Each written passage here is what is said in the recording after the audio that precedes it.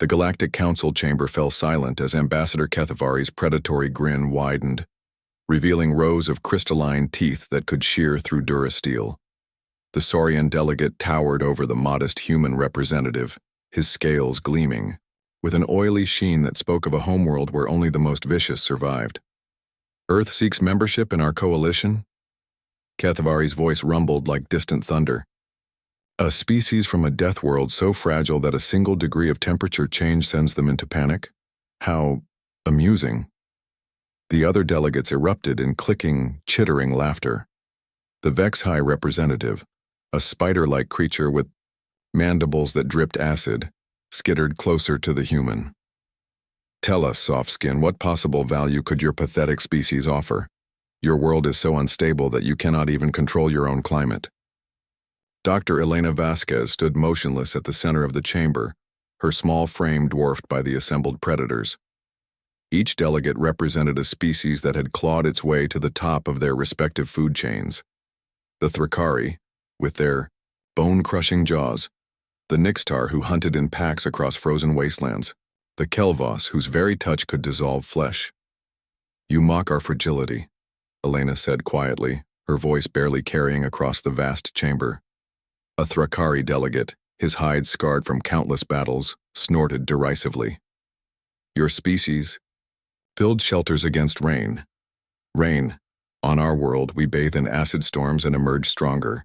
Your ancestors," another added, "hid in caves while predators ruled your lands. We ruled our predators from the moment we drew breath." Elena's expression remained unchanged. She reached into her diplomatic pouch and withdrew a small, unremarkable device. With deliberate slowness, she placed it on the podium before her. "You're right," she said, her voice growing steadier. "We are fragile. Our world is fragile. Do you know what that taught us?" The laughter began to fade as something in her tone shifted, something that made ancient survival instincts flicker in the depths of alien minds.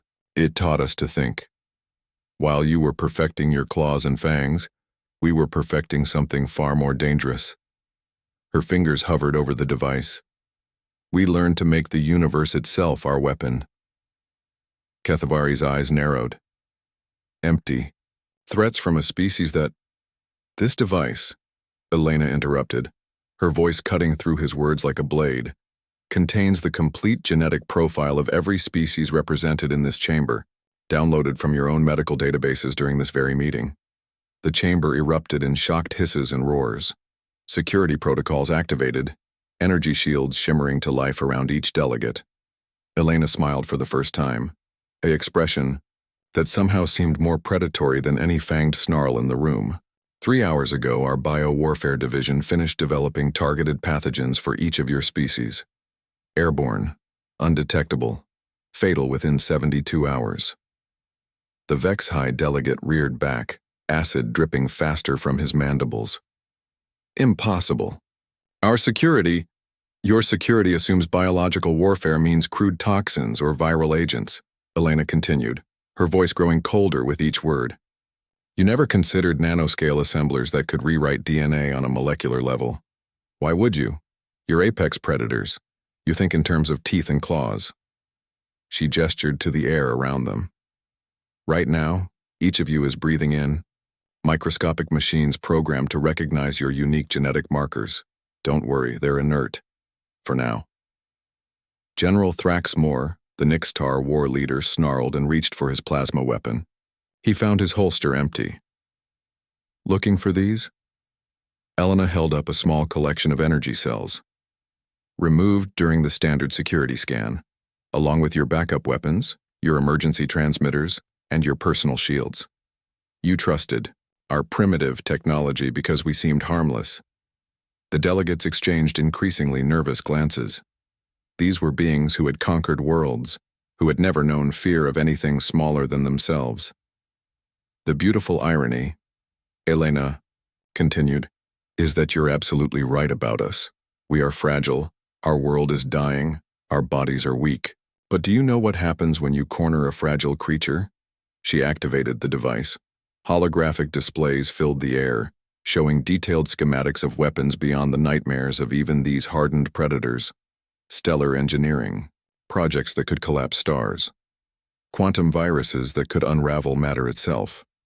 AI constructs designed not to conquer, but to quietly infiltrate and subvert entire civilizations. "We don't just adapt to hostile environments," Elena said softly. "We make hostile environments extinct." The chamber was dead silent now. Even the artificial atmosphere recyclers seemed to whisper rather than hum. "Earth's climate is changing, because we're testing atmospheric processors for terraforming.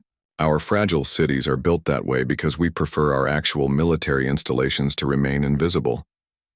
And our weak bodies?" She rolled up her sleeve, revealing what looked like ordinary human skin. Biomechanical enhancement so sophisticated that we can pass for baseline human even under medical examination. Ambassador HFY, whose species had ruled their homeworld for 10 million years, took an involuntary step backward. "The device I activated is broadcasting a simple message to our fleet," Elena continued. "If I don't send an all-clear signal within the next 20 minutes, they'll assume we've been compromised.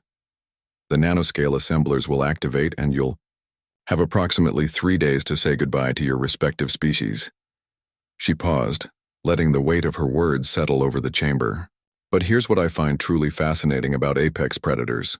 You never learn to cooperate. You see everything as prey or rival. We, on the other hand, spent our entire evolutionary history being hunted by creatures stronger, faster, and more vicious than ourselves.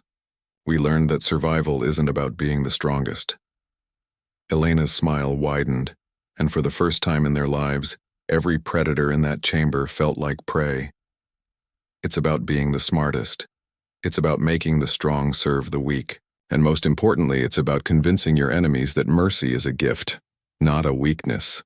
She reached for her communication device.